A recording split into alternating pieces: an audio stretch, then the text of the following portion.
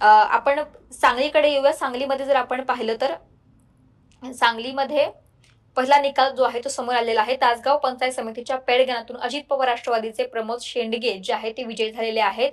सांगली जिल्ह्यामध्ये अजित पवार गट राष्ट्रवादीने चांगल्या प्रकारे खातं उघडल्याचं पाहायला मिळतंय. काँग्रेसने सुद्धा इथं खातं उघडलेलं आहे. पलूस पंचायत समितीच्या कुडल गणातून काँग्रेसच्या हेमंत सुभाष पवार 1831 मतांनी जे आहे ते विजयी झालेले आहेत. सांगलीमध्ये आपण जर पाहिले तर काँग्रेस राष्ट्रवादी काँग्रेस जे आहे ते आपण म्हणतो की त्यांच्या बाजूने वारं असतं आणि आता सुद्धा या निवडणुकीमध्ये जिल्हा परिषदेच्या निवडणुकीमध्ये सुद्धा राष्ट्रवादी काँग्रेस आणि काँग्रेसने कुठेतरी आघाडी घेतल्याचं जे आहे ते पाहायला मिळालं होतं.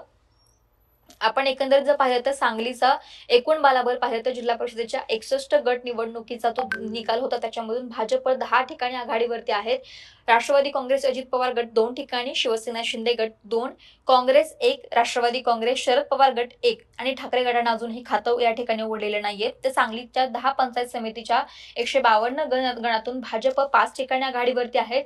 राष्ट्रवादी काँग्रेस अजित पवार गट 2 ठिकाणी, शिवसेना शिंदे गट 2 ठिकाणी, काँग्रेस 2, राष्ट्रवादी काँग्रेस शरदचंद्र पवार गट 1 ठिकाणी, ठाकरे गटाने अजूनही खातं उघडलेलं नाहीये. म्हणजे जिल्हा परिषद असेल किंवा पंचायत समिती या दोन्ही ठिकाणी ठाकरे गटाला सांगलीमध्ये यश काही मिळालेलं पाहायला मिळत नाहीये. परंतु भाजपने या ठिकाणी चांगली सुरुवात जी आहे ती केलेली पाहायला मिळते. यासोबतच राष्ट्रवादी काँग्रेस अजित पवार गटाने सुद्धा सांगलीमध्ये चांगलीच जी आहे ती सुरुवात केल्याचं पाहायला मिळतंय.